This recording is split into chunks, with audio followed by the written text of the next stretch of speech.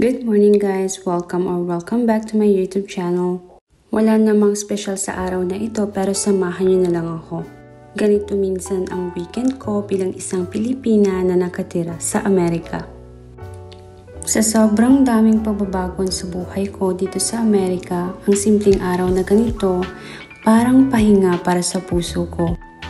Minsan talaga, weekends are not about going places or doing something extravagant. Minsan, it's about slowing down, just breathing, and finding peace in the little things. Nagluto ako ng simpleng almusal.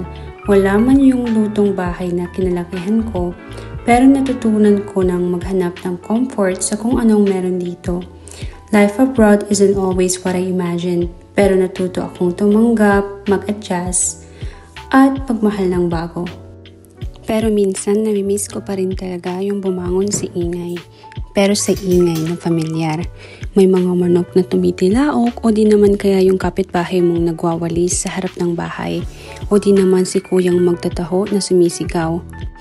Ito yung nakakamiss sa Pilipinas, mga umagang maingay pero puno naman ng buhay. Dito kasi sa Amerika, minsan kahit ang aga mo nagising, parang tahimik ng mundo. After kumain, nagload lang ako sa dishwasher. Napakarami ko kasing hugasin today. Dati, balde at palanggana lang. Ngayon, isang pindot lang. Sa totoo lang ay hindi ko naman talaga madalas gamitin to. Pero magmamall kasi kami, kaya dun tayo sa convenient. Today, gusto ko lang magliwaliw kahit papaano. Makalabas, maglakad-lakad, kahit wala naman talagang balak bumili. Marami akong pinasukang store, ang dami kong tinignan. Pero sa huli, isang pares lang ng sapatos ang binili ko. Sabi nila kapag nakapunta ka ng Amerika, mabibili mo na lahat ng gusto mo. May katotohanan na rin naman talaga yon. Ang daming options, ang daming temptations. Pero matututo ka rin talagang magtipid at pahalagahan ang bawat dolyar na pinaghirapan mo. Hindi sa lahat ng oras, kailangang bilhin mo lahat ng gusto mo. Kasi hindi lahat ng gusto, kailangan. At hindi lahat ng panandali ang saya, worth it sa long term. Siguro rin kaya ako maingat ngayon dahil alam kong walang sasalo sa akin dito kapag nag-fail ako.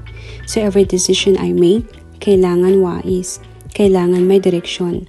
Ang dami ko nang natutunan dito, hindi na lang sa pamimili, pero sa buhay. Ang daming life lessons na hindi ko inakalang matututunan ko sa ganitong paraan.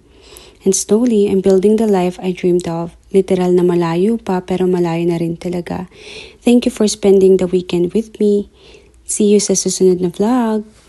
Don't forget to like and subscribe to my channel para updated ka rin sa kwento ng buhay ko dito sa Amerika. Bye!